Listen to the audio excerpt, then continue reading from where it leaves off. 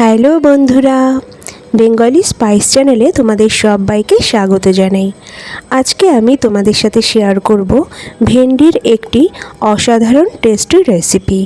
যারা ভেন্ডি খেতে পছন্দ করো না ভেন্ডির হরহরে ভাবের জন্য, কথা দিচ্ছি তাদেরও এই রেসিপিটি ভীষণই ভালো লাগবে। তাহলে চলো শুরু করি। এই রেসিপিটির জন্য আমি এখানে 250 গ্রাম ভেন্ডিকে ভালোভাবে ধুয়ে জল ঝরিয়ে নিয়েছি। আর ভেন্ডিগুলো এইভাবে একটু মাথা ভেঙে দেখে নিলেই হবে যে ভেন্ডিটা কচি আছে কি না। এই রেসিপিটি কচি ভেন্ডি দিয়ে ভীষণই ভালো হয়।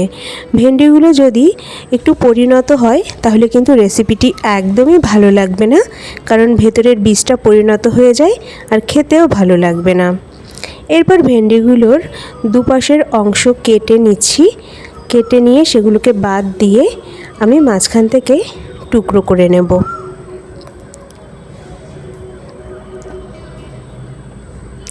ঠিক এইভাবেই বড় বড় টুকরো করে আমি সমস্ত ভেন্ডিগুলোকে কেটে নেব।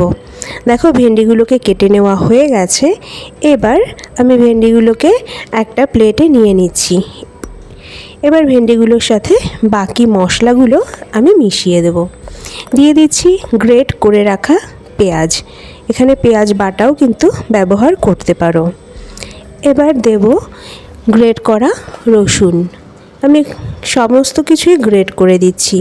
দিয়ে দিলাম পরিমাণ মতো নুন, পরিমাণ মতো হলুদ, ঝালের জন্য লঙ্কা গুঁড়ো, সেটাও নিজেদের পছন্দ মতো, আর দিয়ে দিচ্ছি ধনে গুঁড়ো। সবশেষে সামান্য গোলমরিচ গুঁড়ো। সমস্ত গুঁড়ো উপকরণ দেওয়ার পরে এবার আমি এখানে দিয়ে দিচ্ছি গরম করে ঠান্ডা করে নেওয়া সর্ষের তেল। এখানটাতে তেলটা দেওয়ার কারণ হলো মশলাগুলো যাতে ভালো করে মেশে, কারণ ভেন্ডির গায়ে কিন্তু কোনো ধরনের জল নেই। আর কাঁচা তেল দিলে এই ভেন্ডির রন্ধ্রের ভেতরে কাঁচা তেল ঢুকে গেলে তেলের গন্ধ বের হতে পারে। তাই তেলটাকে গরম করে নিয়ে তারপরে ঠান্ডা করে ভালো করে মিশিয়ে নিচ্ছি এখানে। তো সমস্ত মশলা আর তেল আমি খুব ভালো করে এখানটাতে মিশিয়ে নেব। দেখো কত সুন্দরভাবে মিশে গেছে আর খুব সুন্দর গন্ধ বেরোচ্ছে।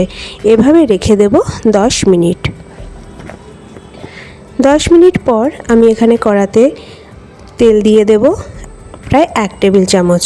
এর আগে ভেন্ডিতে কিন্তু আমি 1 টেবিল চামচ তেলই দিয়েছি, তো এখানে তার জন্য আর 1 টেবিল চামচ দিয়ে দিচ্ছি। তেলটা গরম হয়ে যাওয়ার পরে ম্যারিনেট করে রাখা ভেন্ডিগুলো আমি কড়াইতে দিয়ে দিচ্ছি। এবার গ্যাসের ফ্লেমটাকে হাই করে আমি অনবরত নেড়ে চেড়ে ভেন্ডিটাকে ভেজে নেব 3 থেকে 4 মিনিট পর্যন্ত। এতে ভেন্ডির ভেতরে যে এক্সট্রা জলগুলো রয়েছে, মানে ভেন্ডির নিজস্ব জলটা, সেটা কিন্তু খুব ভালোভাবে টেনে যাবে।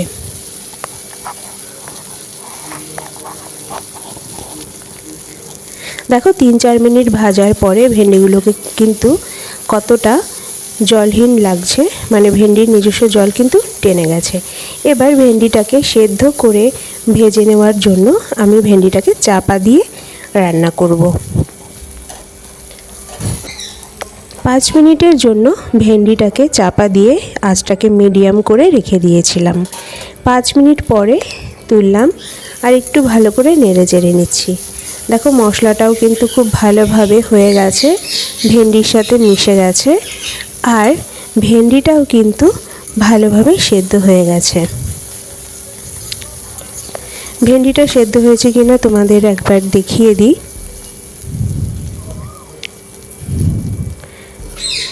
এ দেখো ভেন্ডিটা কিন্তু খুব ভালোভাবে সেদ্ধ হয়ে গেছে।